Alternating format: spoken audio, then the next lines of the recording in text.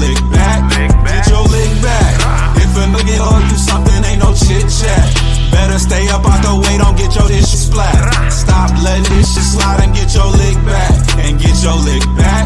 I feel like I'm JX. J-Way. I'm a perfectionist. Adderall got me restless. I'm gone. Run with a wild crew, they get reckless. Young boy, come up off that neck. Give me that. To the trends.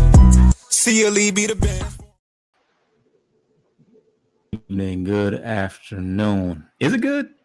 Anyway, but we're back with another Sunday edition of Corner to Copa. If you are here for positivity and optimism and, you know, roses and bubbles, you are at the wrong place, because that's not what you're going to get today. We're definitely going to keep it real today, but it has been a rough one. Coach, where you at right now? You know, I've been every emotion other than satisfied or happy or content or looking ahead to brighter days. Anything but that. I'm more so just speechless. I don't think there's any other way to summarize it any better for me and other than that, because I think we've been scratching our head for the last 2-3 weeks. It's like more and more every week at everything in terms of odds defying us. And I swear, and I know I mentioned it the other week too, about last year's 0.2% chance. Full circle in 365 days. It's more than humbling. I mean, at one point we were at 99%, and that was probably just a month ago. That's the cruelest. 99.99%, actually. 99, like how is that possible? Everything short of guaranteed a spot. Literally, mathematically, I mean, that's everything short of guaranteed a spot, which is funny because it's slightly worse than the 0.2% chance from last year. I don't know. That's semantics, just but slightly. Yeah. But so as it stands right now, we are 85-71. We are a game up on the Guardians. After all we say all this, we are still in first place. But you know, holding on by the thinnest of threads, the Guardians. I know they had won their last 10 games, but I want to say in their last 12 or 13, they had won all those games too. So by some miracle, they did lose today. But the loss today marks the end of a week where we got swept twice.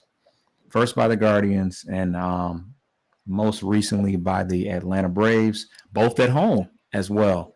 And, you know, a part of what makes it all so, you know, demoralizing is the amount of opportunities that we had, the amount of highs we had late in the game from the Kerry Carpenter home run. I think you went to that game. Which just had to have been electric. And so, like, you want to talk about optimism. At that point, everybody's like, okay.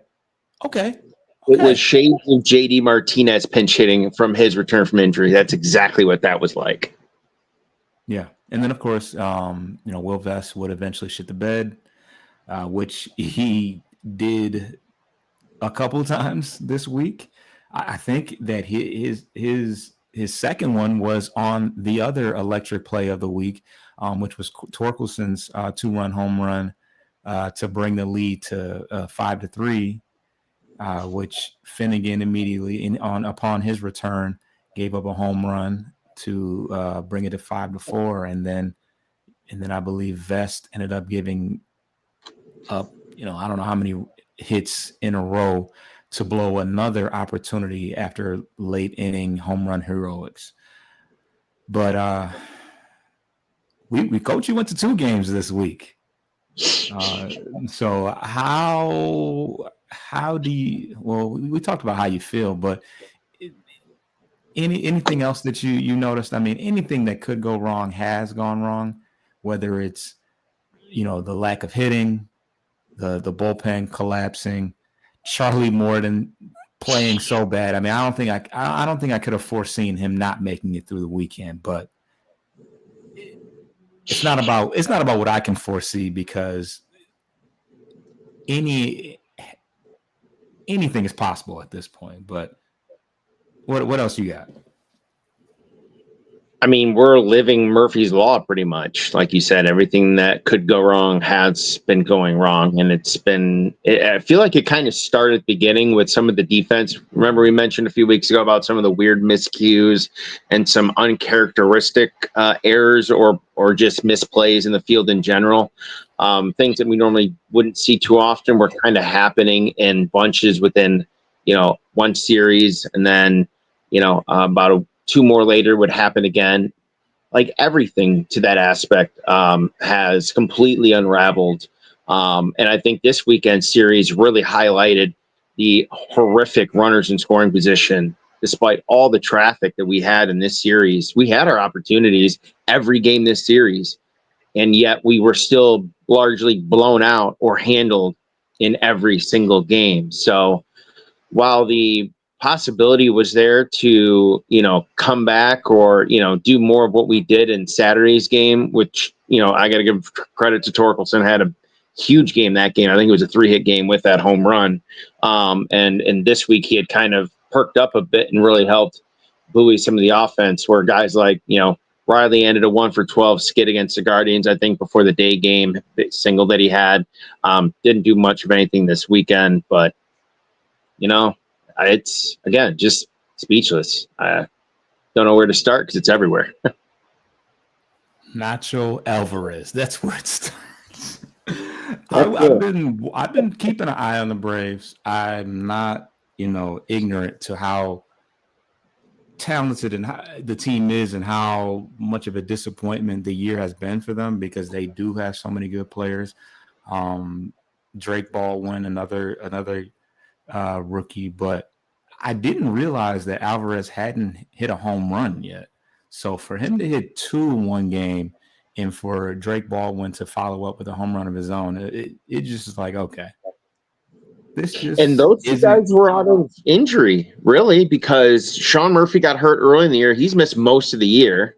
So you had a need for catcher. I think they ended up either releasing Travis d'Arnaud or they cut him not too much into the season. So they needed some help. So he got the call up. And then same thing with Nacho Alvarez. I think he was a more recent call up last 2 or 3 months based out of kind of need and attrition too, because Albies had been injured. And remember, Acuna only came back in around late June, early July from his second ACL injury and rehab. So and Matt Olson had missed some time. So yeah, they were hit early and often with the injury bug. And let's be real, the NL East continues to be stacked with the Mets and the Phillies too. So, I mean, that's a tough division in its own. So if you can't be above 500 in that division, you kind of don't really have a chance. And possibly the hottest team in that division, the Florida Marlins. We had to run into them as well. So, they got some nice pieces too, man. I mean, all these teams. And sorry to say your thunder too, real quick though. The weird trend. Another thing, briefly. How many times did we face a first-year guy this year in the last 3 months who just absolutely owned us, and we made him look like a Cy Young candidate? It was incredible. Yeah, young players in general. I mean, that Augustin Ramirez guy, I think they said had the most home runs of any rookie outside of Nick Kurtz and probably I think he's the only one that has more home runs than Augustin Ramirez. But young bats, young rookie bats. Wouldn't that have been nice to have display this year? But yeah, let's pull up the let's see if we can pull up the playoff picture here. Why not? As for right now, with only 6 games left? Yep. We're still in it. Firmly in it. Not firmly, but we are in first place. It's not even a wild card thing. So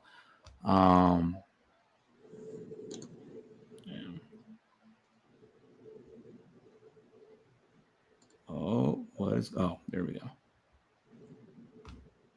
So as it stands currently, the Detroit Tigers are in the 3 seed. Playing against this one fucking team I don't want to see. So Seattle jumped us? Oh yeah. So you don't have to you can't just simply win your division. You have to be a top No, it's top 2 team. Here's the thing: if they continue to fall out of this, and Cleveland jumps them, then they'll end up inevitably falling further behind the last wild card team because they're just simply not winning. So, in fact, that now that they're almost even, the wild card is 0, but in essence, it's Cleveland who kind of has it right now. So that's why it's a weird alternate top to bottom situation. But because of the fact that your AL lead was bigger than your wild card, that kind of screws you now. It's more like looking, if you don't win the division, you're not getting in at all, just purely based on the math.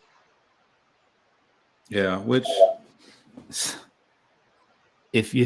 of all, if you lose out, which it kind of feels like we are going to lose out, you certainly don't deserve to be. I mean, Cleveland will be many games up by the end of this. Well, no. So yeah, 3 or 4, maybe a 5. I mean, if we really go 0 and they win out, then yeah, it'd be 6 entirely. Which would be so crazy. But so even if we get swept by Cleveland, they'd only clear us by how much at that point? Well, they'd have the tiebreaker too. So at that point, I think winning the division can't happen because you'd have to win out and they'd have to lose out. And now they own the head-to-head tiebreaker, first tiebreaker. So getting swept means you're probably screwed at that point. And while you might have a chance mathematically, guess who the other team is? That's the last team that's got the wild card right now, Boston. And if they sweep you, or they take 2 or 3, I think it is, I'd have to double check on this. If they sweep out, we can control our destiny so we could lose to. Okay, so we could lose to get swept by Cleveland, and still control our destiny by beating Boston. Control, not necessarily. I'd have to double check on Boston's record here. Let me see here, because if we share the regular season and go 2 of 3 with Boston, let's just say we do get swept by Cleveland. The head-to-head record would be even, right? If we don't get swept, we win. They win 2, it'd be even. The next tiebreaker would be your interdivisional record within your respective division. We don't own the best record in our division. And right now, Boston against the AL East is 30-18, and we're only 29-20 against our own division. So depending on what Boston does or who they play, let me see who they play here, because we may as well talk this out. Because this is happening live. This is real life. Happening. Yeah. Dun, dun, dun, dun, dun, across your headline there. I say this with like a sarcastic tear rolling down the side of my face. Oh, so they finished tonight. They still have to play tonight against Tampa, and they have Toronto for 3. The irony of that is Toronto could be a game away from clinching the 1 seed themselves. So they may not need to play everyone in that series, which would benefit Boston getting 3 more division games. And essentially, if they were to take 2 or 3 and we get swept by Cleveland, I think we're almost mathematically out of it no matter what. We would have to sweep out, and we need some help because we don't own some of these tiebreakers that we critically need that against anyone else we do own. So we're mathematically right now, it looks like we control, but boy, if we don't win at least 1 in Cleveland and at least 1 in Boston at the bare minimum, we're in trouble. Minimum. Yeah. I mean, and that sounds so like ridiculous, like that's all we need. And it sounds so impossible. And I wanted to believe, okay, for the most part, if we experience a sweep at one point, we put that behind us, and with a clean slate the next series, to get swept 2 times in a row at home and get blown out. And well, Cleveland pretty much blew us out. I mean, I think we played. They manhandle us. Cleveland? Put it that way. I think Atlanta did us way worse. Today, it was 6-1. What, 6-1? And obviously, we gave up 10 on Friday, but Cleveland had that extra inning game. So I for all intents and purposes, that game was close until it wasn't in the extra innings. But I mean, those, yeah. I mean, you want to look at their last 06, 1-8, 2, they're 2-10 in the last 12 home games, and they've not won a home playoff series in 30 days. Not playoff series. No, home series. They've not won a home series in the last 30 days. Yeah. So, yeah. Let's get to the first break. Let's get to the first break, and then we'll be back talking about what went wrong.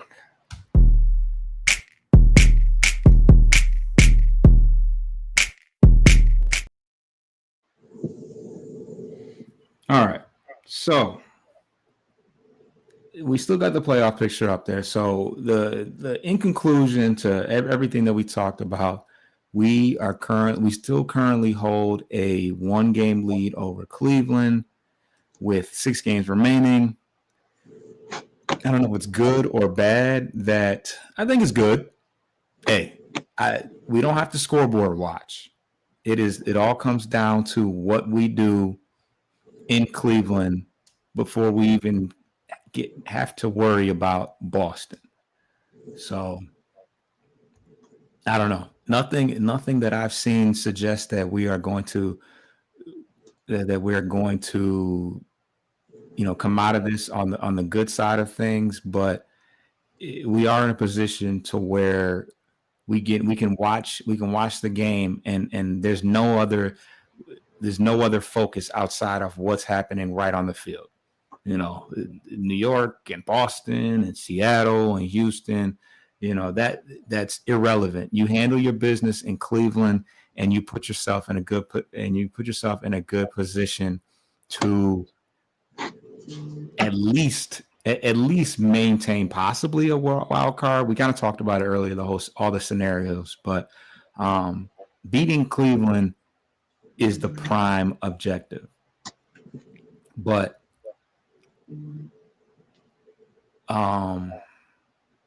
yeah, the elephant in the room is that this team has fallen apart. They have collapsed for all intents and purposes. If you had to put your finger on one specific thing that could attribute to why the team is where they're at, what would that be? I know that's difficult because you can literally close your eyes and take a shot in the dark and you hit either way, but is there one specific thing that sticks out to you? I'll go from a fairly high level on this because it kind of stems from the transition between the offseason and this year, between last year and this year. And I got to say it probably follows through to the deadline and other things in between. But for me, it's got to be Harris, what he really didn't do in the offseason last year, and additionally double down and absolutely didn't do at this trade deadline, is screaming no confidence, doesn't think this team is good enough. But at the same time, that's his job to make him in a position to be better. And he didn't do that last offseason. All he did was get Gleiber for a 1-year deal. And look, I think, now that we're in the last week of it, I said his numbers were going to be down. He was not going to be that type of hitter at this type of park. And boy, he had a really good, strong first 3.5, almost 4 months through June, I'll say, and a decent July. Wasn't bad, but it was a little bit less than what he had been producing. And then since August, it's pretty much been a slow downhill for him. So if someone wants to offer him a big extension, I have no issues letting him walk. He's been a great locker room guy, but I digress here. For me, it's Scott Harrison is inability to really do much of impact to the guys that they have right now. And ultimately for me, his front office. Yeah. I think that we rode the high and the vibes of last year in the 0.2%, that whole thing.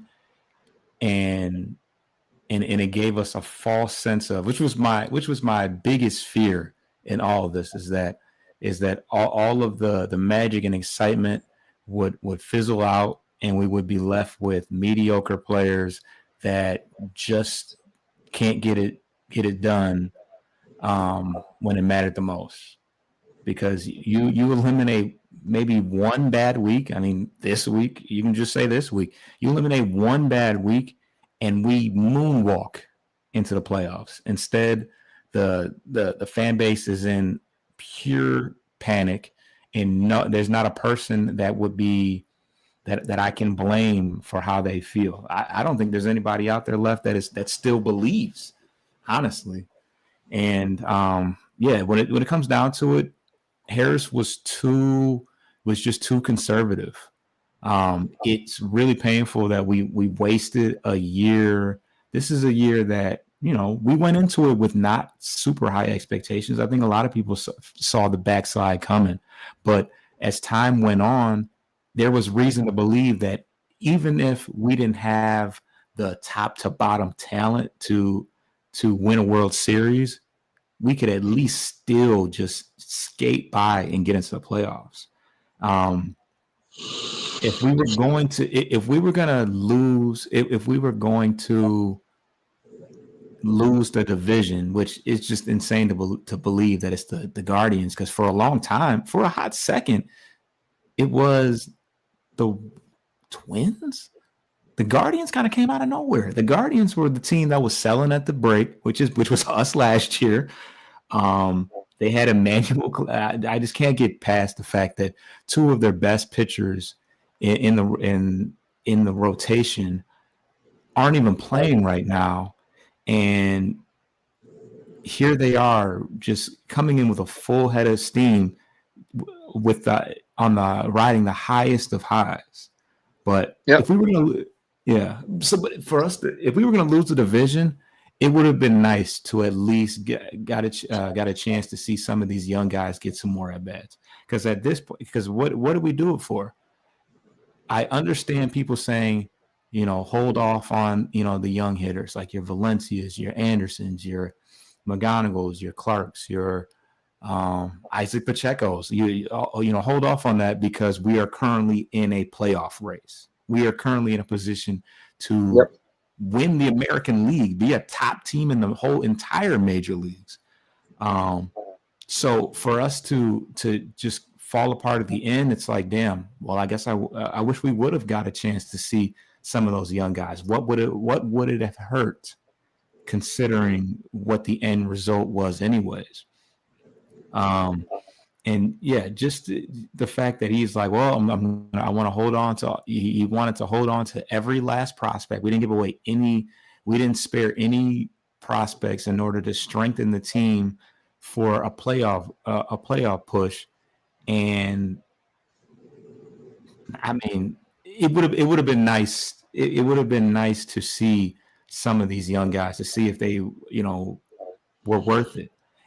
And the main reason being is that we're still on bought time with Skubal. Like, if you weren't gonna go all in, this is the time to go all in, because now we're in a position to where we don't know what are we building for this last run with Skubal. Do we really know what we have, or do we now know that the guys that we have right now aren't going to get it done? It just leaves you with so many questions as far as what do we do moving forward. But what are your thoughts about that? Yeah, I mean, to the point of the young guys, I mean, look, I fear what could happen to Jackson Holliday could happen to McGonigal, or really any young hot hitter or prospect that suddenly catapults, within a shorter period of time than most trajectories. That's the fear. And I get it. To your point, too, we're in a playoff race, and and to the same point, too, they mentioned at the trade deadline about disrupting, team character and team chemistry and all that. They're like, it can also have negative impacts, too. So it makes sense why they didn't necessarily rush any of those guys up in the last month or so. With mostly guys that had been up before, or if it was out of necessity, usually an arm that they just needed to have because everything else had been, hurt or whatever, not performing well, that was the more dire need for the extra player having another arm. But to the Skubal point, I mean, I don't think we know what we have next year. And frankly, I don't, to your same point, yeah, there are more questions. There's way more questions, and that's a ripple effect. But I mean, you have to trade him this. If you don't make it this year, you have to trade him. If you don't, I think that's grounds for termination for Harris. And I think the fact that AJ grossly has mismanaged this down the stretch with nothing more than reading an iPad and letting it dictate his decisions for him. I have no problem saying this. He has no sense, no feel of the game, no instinct for the game. I feel like he's just been a puppet in this. As long as he's got a job, he doesn't care. No sense of urgency. He's not addressed the need. From what we've heard, not a single closed door meeting. It's complete opposite from Jim Leyland, and it makes me kind of sick to my stomach. And some of the comments that I've seen from these guys online, like, I know you're not going to admit the bad stuff, right? That's what it is. Okay, we accept that. But you're not going to say the opposite and just sit there and think that ignorance is bliss. You can't just keep shoving swept series after swept series behind. We got to flush it out and start again. How about you address the problem openly? Have some humility, for crying out loud. Like, you're human. Colt was early in the year, and it paid dividends for him. Fortunately, he's not going to be able to see the outcome of this regular season because he's hurt. So, I don't know. Jace Young, though. We got to see Jace. I'm holding it together from going nuclear, but I can't promise it's not going to happen the rest of the show. But, yeah, if they don't trade Skubal and we go into next year with him and we make really no sizable signings or of impact, not this 12 minor league lifer bullshit that we just saw over the last 3 months pan out, it's going to set the franchise back years. Has AJ taken any ownership to it? Because I mean, I have to admit, when, like I said, a lot of the BS that we got away with last year has fallen flat, from the pitching chaos to the platoon lineups with Jahmai Jones, who had a great game this week. I can't really put it on him. I think he's still hitting over. He has an OPS is like somewhere near the thousands, but the Ibanez project is just horrible. Baez usually is in that lineup as well, and the unwillingness to try to let Kerry Carpenter get some at bats in starting situations outside of him just accidentally running into a lefty because we're up or whatever the case may be. But his rigidity and his stubbornness to just go, yes, that is the word, stubbornness, to go against the grain, go against what he believes in, has ultimately killed us in a lot of games. And he doesn't know when to say, you know what, okay, I know this is my concept, this is what I believe in, this is my Bible, but I have to switch lanes. It's robotic. We talked about it. He's been just like,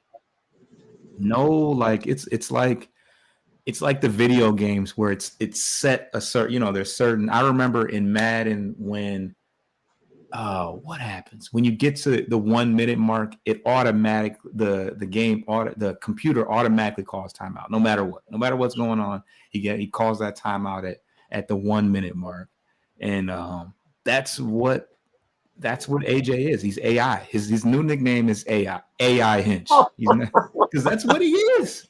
You know how the AI settings, you can always tell it's AI because there's always imperfections and stuff like that. Yeah, that's like a derp. Yeah.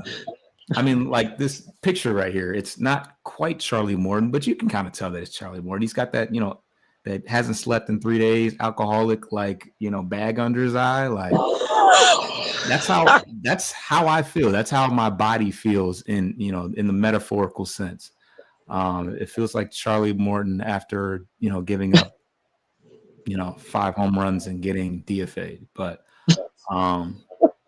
yeah, AJ. Yeah, great move starting him against the team he just played for at the end of last year. Yeah. So I don't know. Yeah, if you're going to be rigid in stand on something. You probably should have stood on skipping his starts. I mean, unless you just knew that you were going to get rid of him after this game. But this has been rough to say the very least. But let's get to another break, and then I don't even know what we're going to talk about after that. Oh God, come on! Now you want to start moving slow. You can lead it. I got to grab my charger real quick. All right.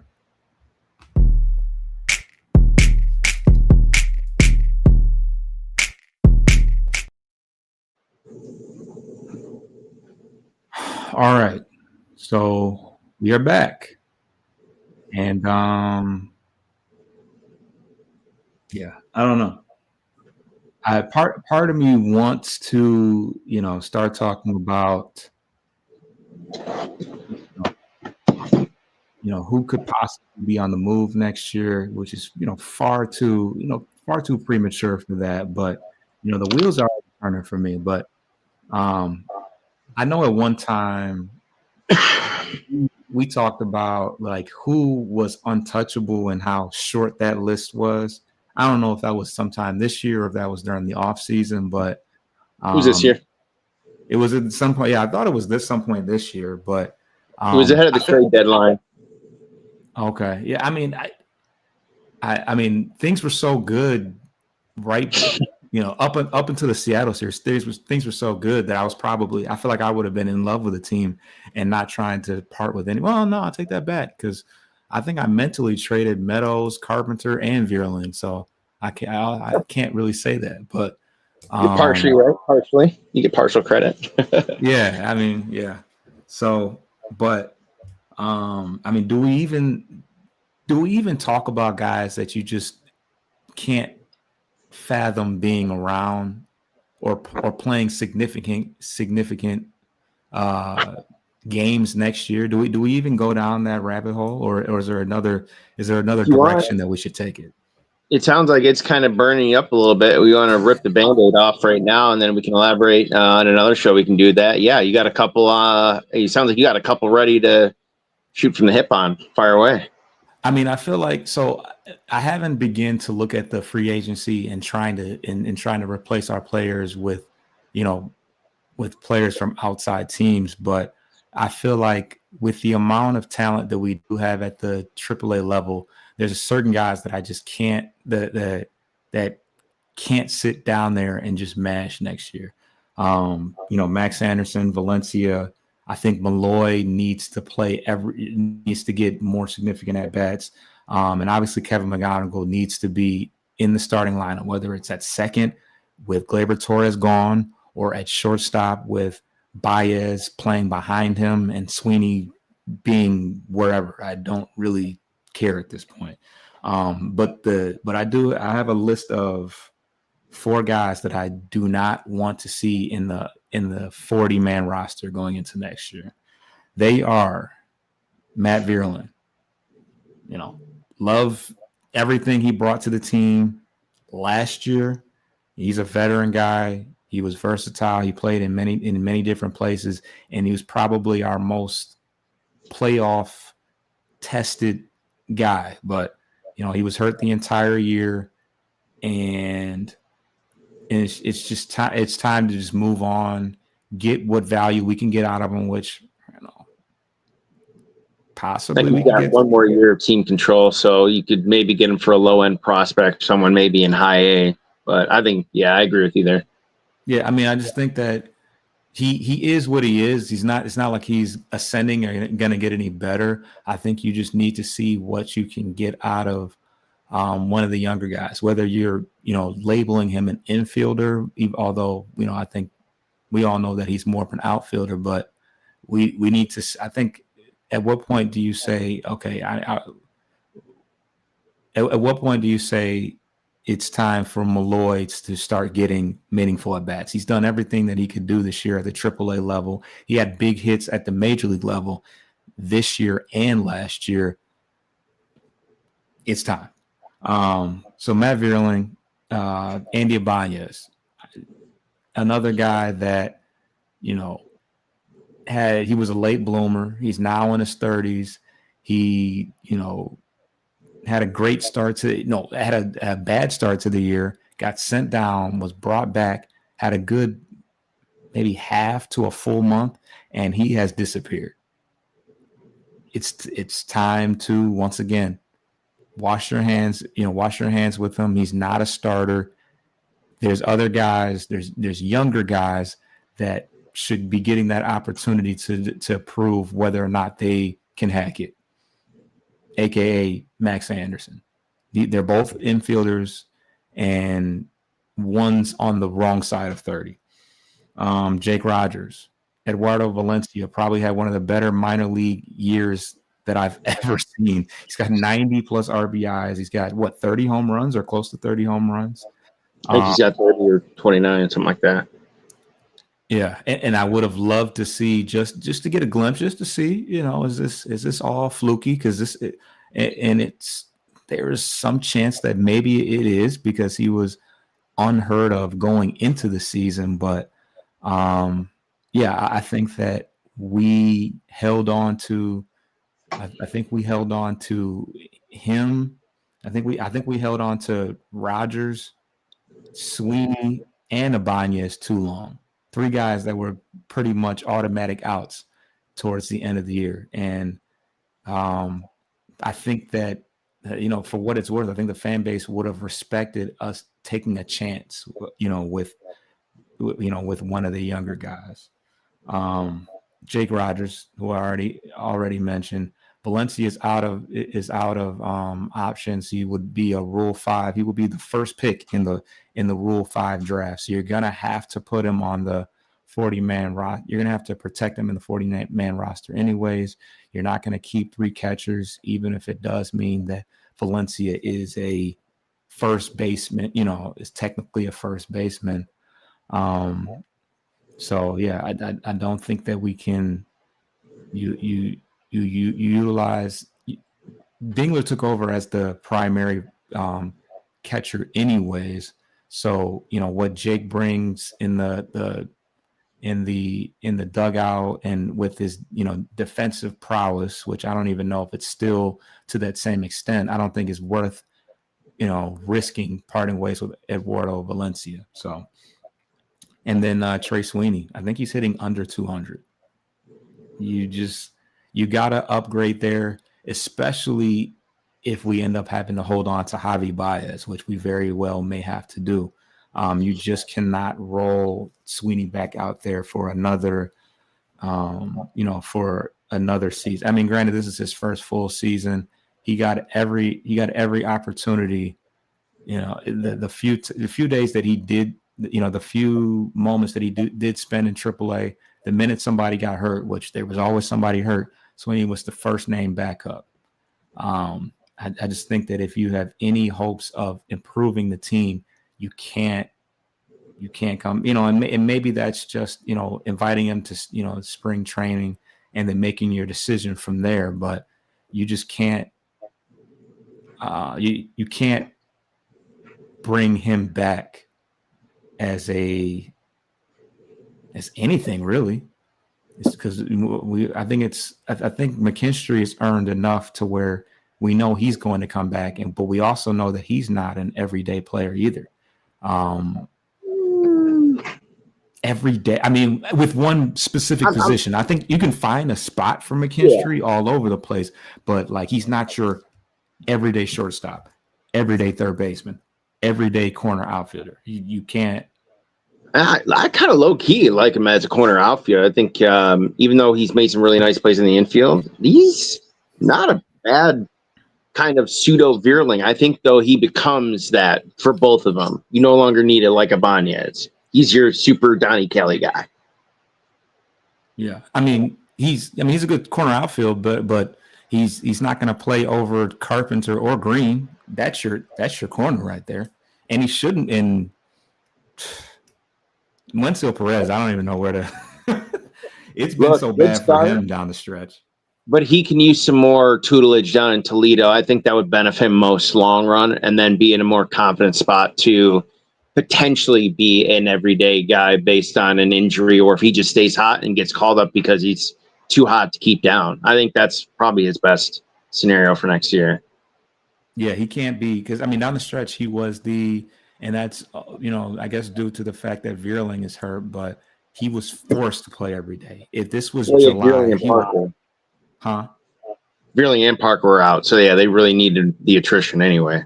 Yeah. I mean, he had to play short. I mean, center field for a lot of the time too. So, yeah, I think that if this was July, Perez would have got at least a day off. But because we're down to the final days, and you're not in a position to where you can, where you can play with your lineup, or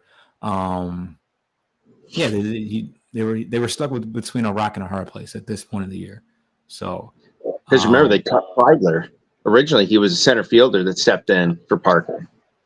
Right. Yeah, that's how. Did not last long, and then Perez came up. I wonder how he's doing. Where is he at now? Phillies? No, that's Matt Manning. Pirates. Yeah. That's where he went, right? Could have been. I know he signed somewhere, but I haven't. I've been so worried about our own bandwagon. Yeah, no, I think he went to Pittsburgh. I'm gonna look into that, but Perez has been pretty bad, and going into next year, you can't just pencil him in as your everyday corner outfield. Granted, it was a rough year for him. He was on the IL. He was on a 60-day, and then he's been healthy ever since, right? He had a scare, and we thought that he might be heading back, but it was just Vierling going back. No pun intended with the back, but yeah, so that's my list right there. Vierling, Ibanez, Roger, Sweeney. Those are guys that if you're looking to improve the team, I don't even want to go down the wormhole of, is Riley Green just going to continue to bottom out? I mean, luckily the season's almost over, because I think it could have got dark for him too. I mean, you're going to look at the final stats and say, all-star year, 30 home runs, 100 RBIs. He's probably like 250. So, all things considered, looks pretty good, but he has been bad. Like, him and Perez have been competing for the worst at bats. He's going to set the franchise record for Ks. I think he already did. He did. A while ago, if I'm not mistaken. He might break 230 or 240 by the end of the year. That's fucking crazy. And sadly for him, speaking long term, that makes me believe, and I think the number shows it, his floor is way lower than his ceiling, which I think is right now. Because if that whiff rate and K rate continues, eventually those home run and RBI numbers are going to come down. I mean, law of averages kind of strongly indicates that's going to happen. Says he set the record in 2025 with 183, surpassing. He's going to get over 200. Who's Mark Reynolds? I think this is wrong. I think this is total. No, it's not total. Let's see here. Because I thought it was Fielder, so I don't know why. Who I don't even know who Mark Reynolds is. He's got 194 strikeouts as of through today. So yeah, he's going to get there before the end of the Guardian series, because they have his number, and I think he had like 8 or 9 strikeouts in the series just this week. So I don't think he had it up until this week. I don't think he had a hit against the Guardians. He did until the day game. It was like a first inning single that amounted to nothing. I can't find a single season.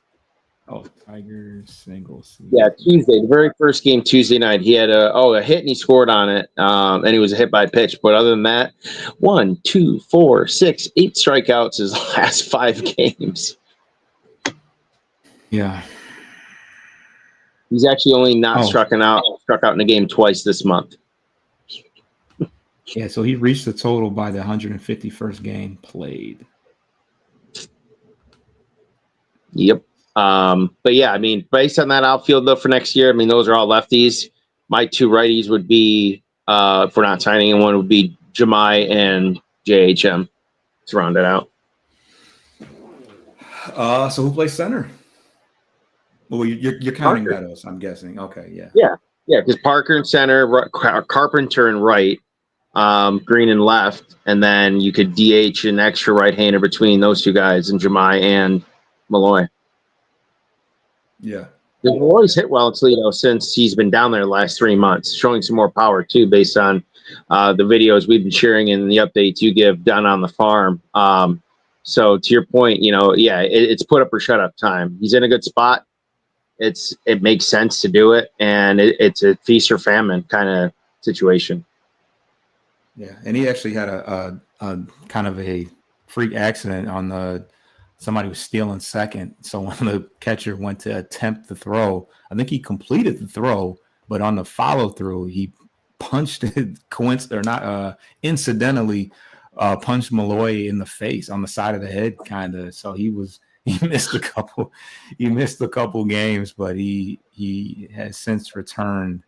I think just yesterday he returned. So tough up and down year for him. I feel like some of the call downs have been kind of just random, and I don't know. Yeah. You can't bring Vierling and Ibanez back. I just think that would make zero sense at this point. I mean, if they got to spend money on arms. If they were to spend money on one position player, I mean, for me, it's a third base. Yeah, everyday third base. Yeah. Who played the most third this year? Was it Baez? I would say it's going to be close between Zach and Baez, because Baez played it a bit early, but then he got transitioned to center. So I got to say Zach, really. At least in terms of games started. Sweeney may have been some late inning subs after pinch hitting and shit like that, playing third for the ninth inning, but I'm not counting that. Yeah. Yeah, I'd say Zach. Yeah. And Zach was was a fine option at third base. He had an all-star first half. I would venture to say he fizzled out a little bit in the second half, but he's beyond surpassed any ceiling that we could have expected from him. I mean, this guy was being called to be DFA'd last year, so I can't really complain too much. I think he's worth giving a couple-year extension to, being the primary glue guy. I mean, but you just can't have you can't have 5 utility guys. Right. You got Javi. Yeah. Javi's already a utility guy, essentially. He's not an everyday guy. We need to slim this platooning thing down here and start committing at-bats to guys who are going to continuously produce, or at least be of the most ability to impact a game with their at-bats. Yeah, it was cool and fun at the beginning, but at this point, I mean, to your point at the very beginning of the year, ripping the Band-Aid on the Kerry Carpenter thing, I mean, somebody, like, I don't know. I would have to think that Kerry has conceded and just bought into the fact that I can't hit lefties. Otherwise, at what point do you not allow your most dangerous and feared hitter to not play every day? Like, let him just completely just bottom out and shit the bed for a month before you come to the conclusion that he can't, because there's plenty. I mean, you let Riley, and you said it at some point, I think. You let Riley play every day, and he's hitting probably like 220 this year against lefties. He plays every day without a shadow of a doubt. Granted, he's a better defensive player, so you don't want to lose him in that regard. But if Kerry was given that opportunity, and the fact that AJ is so obvious into the direction, they can plan around it. They know without a shadow of a doubt they could put their grandma out there as a lefty, and Kerry's going to be on the bench. It doesn't matter. He's going to do it. He's like, well, I know it's his grandma, but she's left-handed, damn it. Like, I got to do it. Yeah. Mama and then I get a boot. Sorry. I mean, he's just too rigid, and it cooked us a couple of times. It's just like, you can call it, like, you already know. Without a shadow of a doubt, I don't care what's going on in the game. Jemiah Jones is coming in for Kerry, no matter what. Kerry could have 3 home runs in that game. He's coming in. When a lefty comes out there, and you have to be more unpredictable. You can't be that obvious. It's kind of common sense, but common sense isn't always so common. So. No, not when you're a robot and AI. Yeah, AI Hinch. Fucking pinch hitting Zach McKinstry against the lefty with Andy Ibanez, despite Andy batting 260 against lefties this year, and Zach batting over 300 against lefties with a large sample size. Shit, I don't know. I think the numbers on that should have made the decision for him. Instead, he still made the wrong decision. I mean, and then the Parker thing. What, game 2 against Cleveland, right? He had a double and a single. He had 2 of their 4 hits. And it's like the 7th inning. He gets pinch hit for Jahmai Jones, who, respectfully, he's had I'll say a solid year in doing what he has been asked to do, and he's probably been among his best in the last 30 days, especially the last couple of weeks at least. He's helped. But why? Pinch hitting for Parker, who's your best outfielder defensively, and it's not even close. And one of your guys that can actually steal bases when he gets on and create some chaos on the mound. Takes the bat out of him and really more so, depletes your outfield by that margin too. Jahmai didn't do anything. I mean, and then the carry thing too. And here's the kicker with that, the carry thing. He has had a little bit more opportunity lately, and he continues to show that he can do it. Home run, pinch hit, walk even weirdly at times as much as he chases. And, I'm over it. AJ is a horrible manager and has no feel for the game. And the fact that he just lets his iPad tell him what to do, despite what is happening in front of his own damn eyes that we're seeing tangibly, tells me he's incompetent. And he can't win without a can. And he can't win without a garbage can. AJ's iPad is by far our biggest op, for sure. I'm over it. Yeah. I'd kill for Leland right now, even on wheel him in a stretcher and put him in the dugout. Wait, who? You said Leland? Jim Leland. Wheel him in a wheelchair if you have to. If he's still breathing and smoking darts, he can still manage.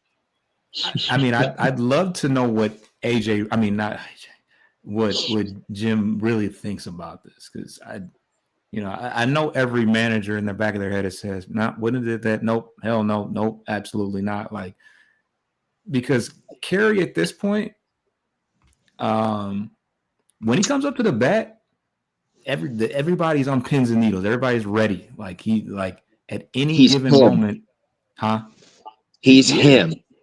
He is. And can you imagine if he's not Juan Soto, but could you imagine if the Mets manager, if the Yankees manager, if the pot were even considering the possibility of, let's go with insert random right-handed hitter. Like, we're not talking about like the upper echelon and the top of the top. We're talking just the run-of-the-mill, platoon righty. If they even considered pinch hitting for Juan Soto in any type of crucial situation, the fan base would be up in arms about it. And essentially, Kerry Carpenter is our Soto. I mean, he's every bit as dangerous to go yard as Soto. He just gets less at bat. So I don't know. I'm 100% out on the platoon thing at this point. You allow the guy to. I mean, what is it going to hurt? At this point, but I don't know. So let's take this last break and then let's wrap things up.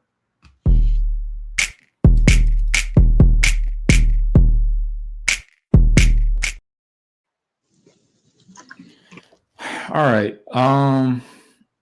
Any last thoughts before we get into the up? I mean, we've already talked about the upcoming games and but we'll get to the probable starters. Any last thoughts or things? Is there anything to look forward to? I mean, honestly, for me, if they get in, I mean, unless it happens where Skubal starts, which even that isn't saying too much, sadly, at this point right now. This team can't even win a 3-game series with the starting pitching. Like, look, I know the numbers today say Mize pitched a quality start or close to it, but like 88, 89 pitches through 5 innings, and he gave up 2 home runs. I mean, that's his MO. This guy just gives up bombs. And heaven forbid it gets it's 2-3 home runs with a runner on. Just one runner. Now you're talking 5, 6, 7 runs. But he's been horribly inefficient since the All-Star break, despite having to fight through some of these games like Flaherty. But you got no one else to trust. Kiter Montero did get roughed up a little bit just the last outing, but for the most part, he's been good. But can't really count on him for more than 3 innings to be really clean. Maybe 4 if you're lucky. They can't survive a 3-game series of pitching the way they got. And I don't talk about in their inept offense. I think it goes back and forth, but I don't know. The starting pitching has actually been all right. Like my numbers wise, it's taxing the bullpen still though. I mean, Canley's pitching 2 out of 3 games right now. We're in serious trouble. I think Canley pitches every day. Now, every time I look up, he's out there pitching. Honestly, just sit his ass down and let Jake pitch. While he's on the roster, he's actually been fairly effective as a pitcher. Yeah. So, yeah, the hitting. There's just no faith. Even they get in, what are they going to do? Win the wild card game? Maybe. But beyond that, they don't have the pitching. And their offensive inability right now just kind of furthers the fact that they just get annihilated. Yeah, the team. Yeah, at this point, the team is very meh. It's not one thing that I can hang my hat on and say, "Yup, this is the strength of the team." Everything has been just so up and down and inconsistent, and it's really a shame because we were on fire. We had 6 All-Stars. Our bat boy went to the freaking All-Star game for Pete's sakes. I mean, Hinch was front runner for manager of the year. Oh yeah. There really wasn't too much to trip out about outside of we had a lot of injuries. Every center fielder that we thought of spent time. I think were they all in the 60-day? Vierling, Meadows, and Perez. I don't think Wenciel ever was. Yeah, he was. He's back. He didn't come back till June. Oh. Well, Parker Vierling played a lot early, and then he got hurt. So I don't think we would have been close. Vierling would have been close to Parker, but yeah. Outfielders was Manuel Margot. I mean, Vierling. I don't know. Kreidler, Margot. Yeah, we were Kreidler, Margot, Carpenter, and Green. Yeah. Like who would have? Yeah, with Malloy, right? Didn't he have Malloy? Nah, Kreidler made it over him. That's right. Yeah. Margot got hurt pretty quick, and then after he had a good stretch, he had like 350 before he got hurt. Yeah, it was like a week and a half, but yeah, he was good out the gate, and nobody ever picked him up. So that says a lot. Yeah, I think that's probably his retirement. Yeah. Which means he had no business starting the year as our starter, but it's neither here nor there. It's fun while it lasted. You'll see his jersey 70% off this offseason. So are there probable starters for the next 3 games in Cleveland? Or is it 4 games? Yeah. 3, just 3. Day off tomorrow. So they'll play the next 6 straight days. So it's going to happen fast here. Looks like they've redacted one of the games off national TV already. Good. Nobody the only one left is Friday. The only one Friday night is going to be on Apple TV at Boston, the first game of that series. I don't know why, because they're TBD and we have Casey Mize, but we'll go from the beginning. Tuesday will be Skubal against Williams. Wednesday will be Flaherty against Tanner Beebe. Thursday is a TBD for us. What looks like is going to be a Kiter Montero / opener situation, maybe with Holton against Messick. Friday night in Boston will be Mize against TBD. Saturday mid-afternoon, Skubal against Early, and to wrap it up will be, well, it's probably going to be TBD too, because it says Morton against Giolito, but, he no longer on the club. So you got to update that, whatever. I don't know who they're going to throw unless it's like a Melton opener situation or, I have no idea. I couldn't tell you. Melton, that's one name to look forward to next year. Him being in the starting lineup or him Uh, being he penciled in. right now is playing like straight booty cheeks, and Has he been bad? oh my god, he's been giving up runs. He's giving up home runs. I think his last two outings at the least. But he's shown me nothing to maybe be more than a long reliever himself. Oh God, she's not cut out for the. Oh no, his CRA is 2.79. These must be runs that were not credited to him. Which doesn't really, tell the whole story. Yeah, but you don't have to worry about that when you're a starter. He's not going to be a long reliever moving forward. I mean, if they don't sign anyone, I mean, right now, unless they do, if they don't do anything, is not going to start the year. Go ahead. It's my bad. I think he should be ready. I think, right? How long is Tommy John? It's just one full year, or is it under a year? I don't think it's a full year anymore. Really? How long was Strider out? About 8 months or so, 8 to 10, maybe 8 months or so. I mean, he got hurt in April or May, so yeah, it was early. It was definitely early. I mean, it's 10 months right around spring training. So I mean, I would expect him to be ready close to after opening day, if not on opening day. But I mean, you're basically counting on him being back though next year, regardless. So at some point, I guess, yeah. Whoever has his spot will be temporary, anyways. Okay, so you got Scooble, you got Flaherty by default because he's going to pick up his option, right? It was a player option. It's already no. It was an incentivized option, and he hit that a while ago. So yeah, we're on the hook for $20 million for him next year. All right, so you got Scooble, you got Flaherty, you got Mize. That's Joe right there. I'm still counting Joe. And then Melton. Reese Olson. Oh, and then Reese. That's why Melton I don't see as a spot other than a long reliever or just out of the pen.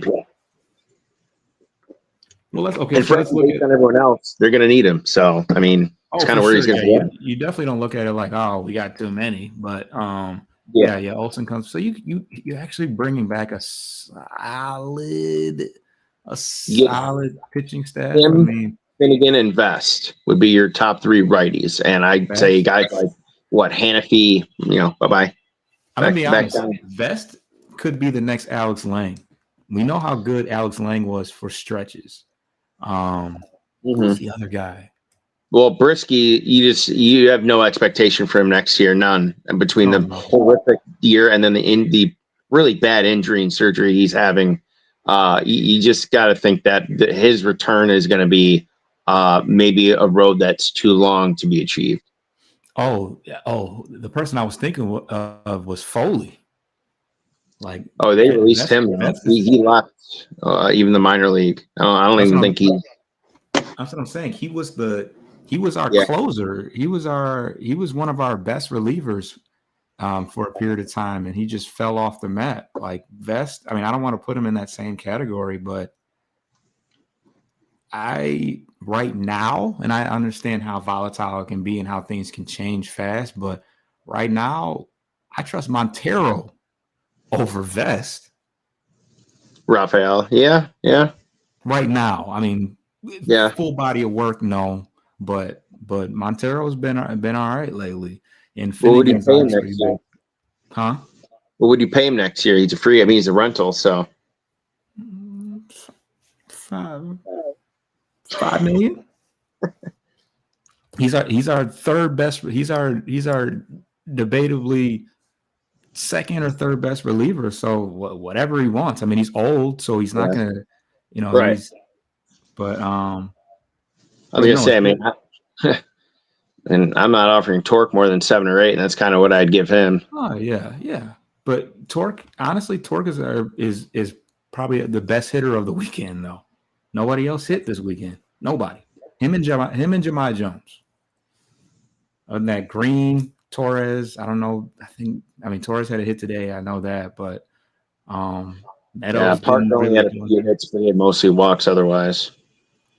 Carpenter probably did all right, but I pulled up Melton's stat so far.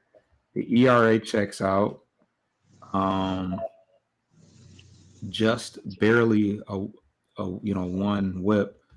Opponent averages all Mendoza. Last 7 days, 182. Last 15, 200, 206. I think outside of that first. Yeah, but look at his ERA though. Last 7 days, 6. September 3.55. He's been allowing some more runs in his fewer outings. Yeah, 3 innings pitched, 2 earned runs, home run. Yeah. So he had one. Yeah, he had one bad outing. Last 15 days, 10 innings, 7 hits, 5 earned runs, 3 home runs allowed, 6 walks. 3 home runs the last 15 days. Yeah. He's been getting hit around more of late. The power, he's given up a ton of. Because average is low, but the home runs. Yeah, so I don't know. Middle relief is a shitty place to come in. Most of the time, he's coming in. I don't know. He's a starter though. Long term, he's a starter. If he wasn't a rookie and pitching the most pitches he's ever had in his entire career, he'd be starting these games. So yeah, starting pitching staff. I think we can probably go into next year and hang our hats on as our strength again. But I don't know. I gotta stop short of saying that just because of how many. I mean, all these guys are gonna have had serious injuries now and recovering or returning from them. School's one in. Job's now 1 in. Reese has now had 2 semi-weird but still kind of serious surgeries in the last 2 years. You just don't know what their shelf life is right now. You just hope you go to the Flaherty is the most healthy, and he that's a question mark too. He dealt with those, but he's been healthy. He's been 100% healthy the last 2 years.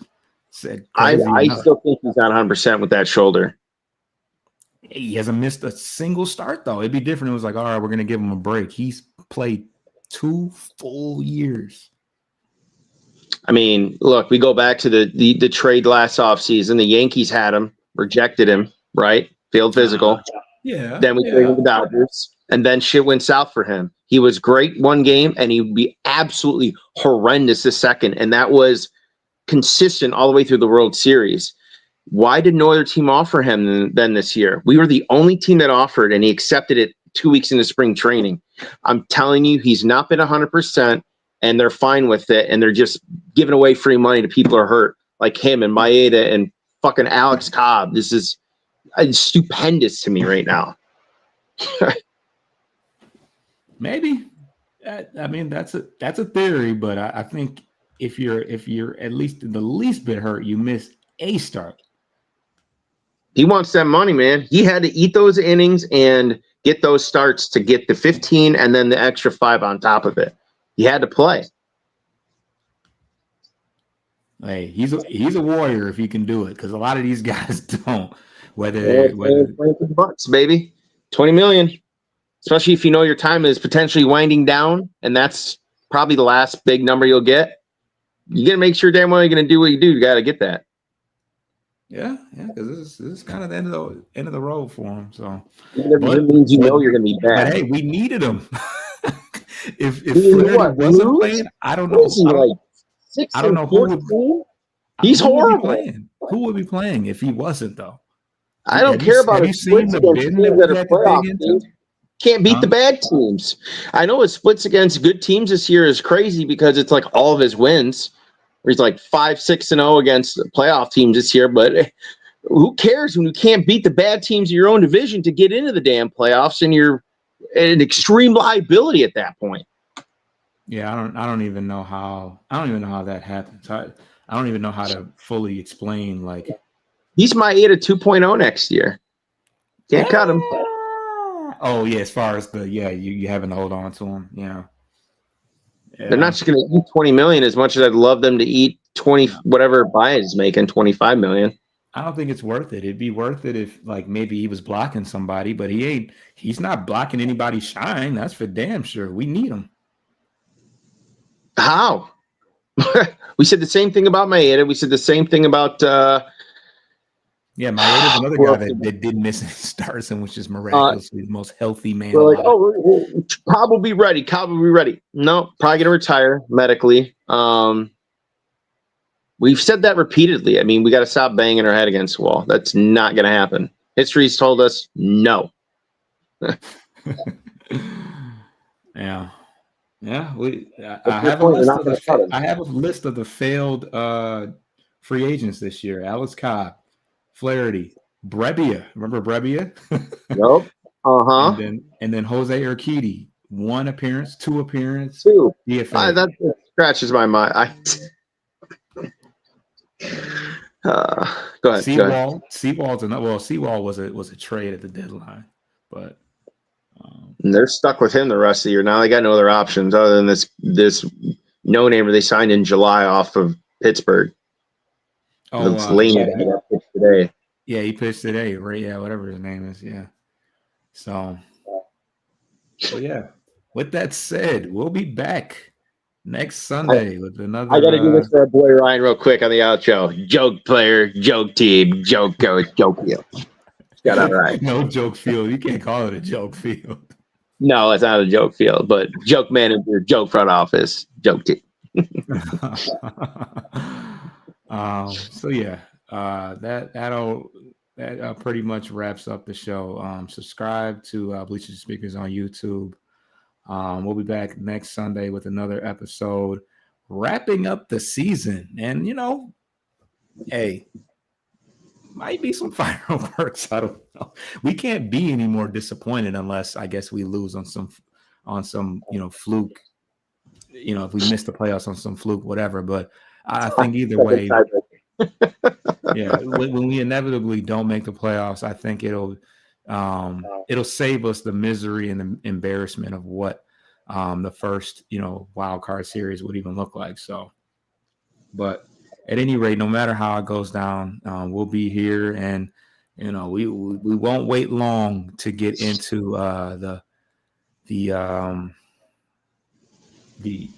off-season type talks. Obviously we jumped into that already because we've all but conceded the season as is. But parting words as we get up out of here, Coach. You're beating me in fantasy too. I hate you. I had to take a little peek and taunt you. What's his name? Sutton. I don't even know his first name. Went off. Yeah, he's snapping right now. So I'm feeling a little bit better. Hopefully my other fantasy team can get it going to salvage the Sunday. But we'll be back next week with another one. Get your lick back. If a nigga gon' do something, ain't no chit chat. Better stay up out the way, don't get your shit splat. Stop